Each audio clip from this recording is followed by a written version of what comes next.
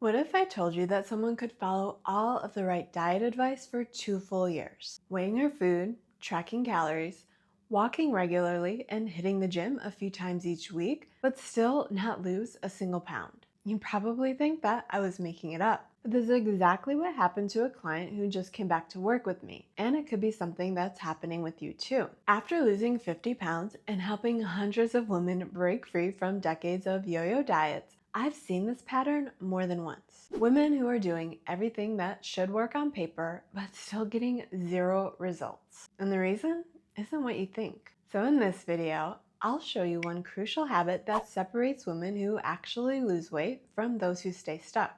Plus, I'll walk you through the exact system I use to analyze my own data so I never waste months spinning my wheels without results. To understand how this can happen, imagine you're a sales manager who has an employee that shows up to work every day. She's always on time, makes her calls while following the sales scripts perfectly, and she's been putting in consistent effort for 2 years straight. Despite this effort, she hasn't made a single sale. If you were her manager, would you keep her around just because she's doing all of the right things? Of course not, because in sales, getting results is what pays the bills. But when it comes to our own fat loss journey, most of us think that effort alone should be enough. My client has been living this exact scenario for over 2 years. She weighs her food religiously, tracks everything in her app, eats mostly real foods, walks 4 to 5 days a week, and hits the gym at least 3 times. On paper, she is doing everything right, but she hasn't lost a pound in 2 years. Sure, she'll drop 4 or 5 pounds whenever she's feeling motivated every few months, but it always comes right back. The harsh truth is, if you are working your butt off but still not getting results, something has to change. Here's what most people don't understand about fat loss. Just because you're following a plan that works for someone else, that doesn't mean that it'll work for you. Even if it's a plan that used to work for you, our bodies change. But most of us keep following the exact same strategies over and over, expecting different results. But here's the real truth. If you think that you're in a calorie deficit, but your scale hasn't budged for 2 or 3 weeks straight, then you're not actually in a deficit, regardless of what your macro tracking app says.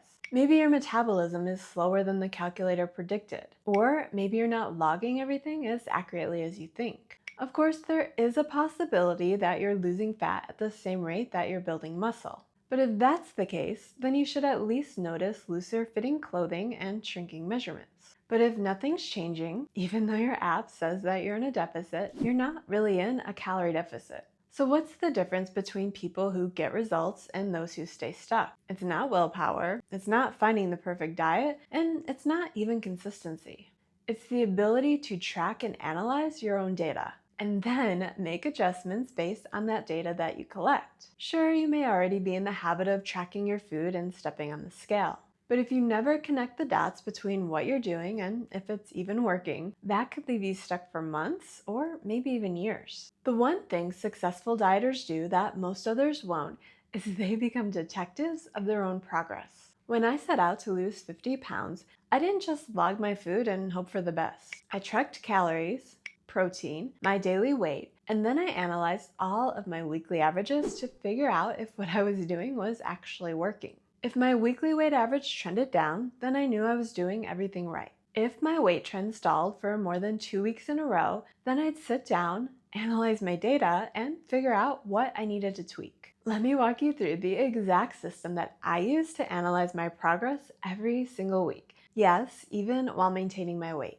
Because after 30 years of yo-yoing weight, I'd be pretty silly to think that just because I figured out how to get to my goal, that I couldn't easily put back on every pound if I stopped paying attention. And this is a system that finally saved me from wasting months falling for quick weight loss hacks that don't actually work. First, I look at my weekly weight average, not daily fluctuations. This is important since your weight can swing 2 to 5 pounds in a single day based on water retention, hormones, and digestion. But stepping on the scale every morning after using the bathroom and then averaging your weekly weight is what tells you the full story, at least where the scale is concerned.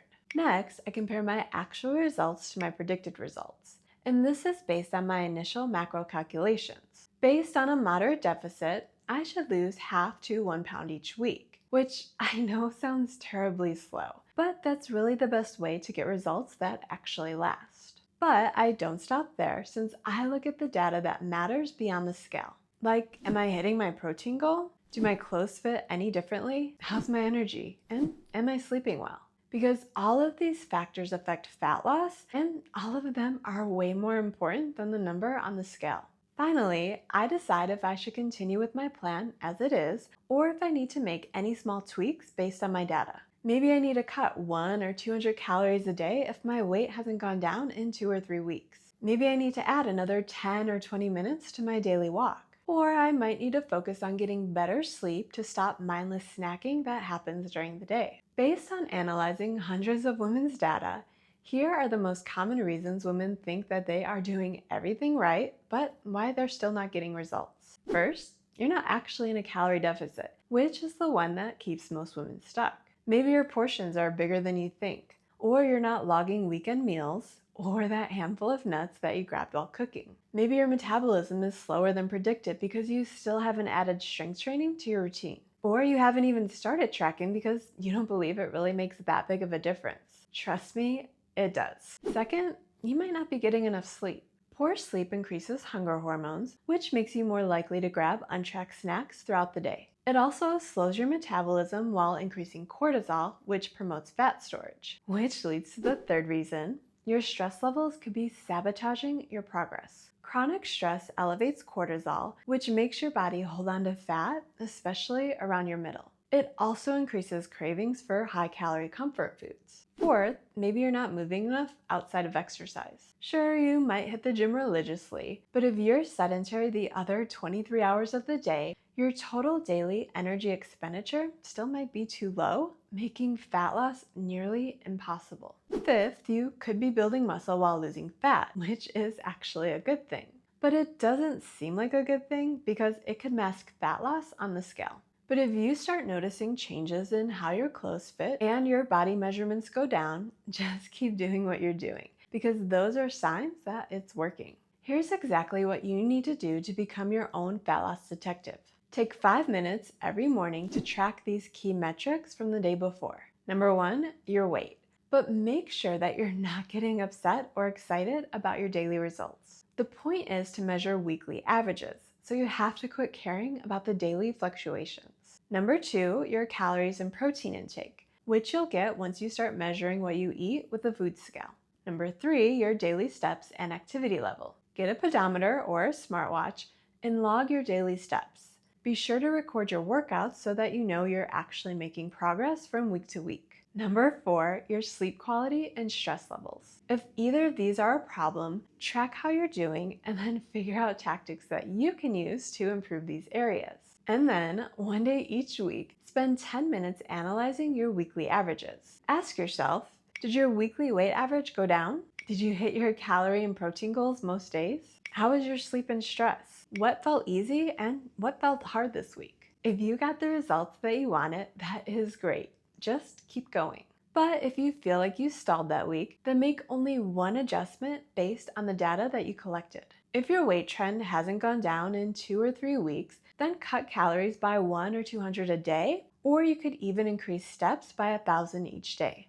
If you constantly feel hungry, then look at increasing protein or adding more volume with real low-calorie foods like more fruits and vegetables. If you're tired and stressed, then you need to focus on sleep and stress management well before cutting more calories, because that's only going to make the problem worse. This approach takes the emotion out of fat loss and makes it a simple problem-solving exercise, which means that you're not failing when something doesn't work. You're just gathering data to make your next week more successful. Once you start tracking the fat loss metrics that actually matter, you're not looking for perfection.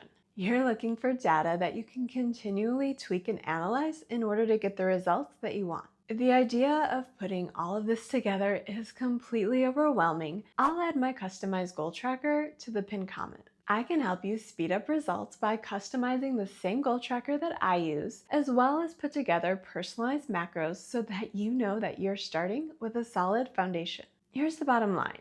My client who was stuck for 2 years isn't lazy, and she's not lacking willpower.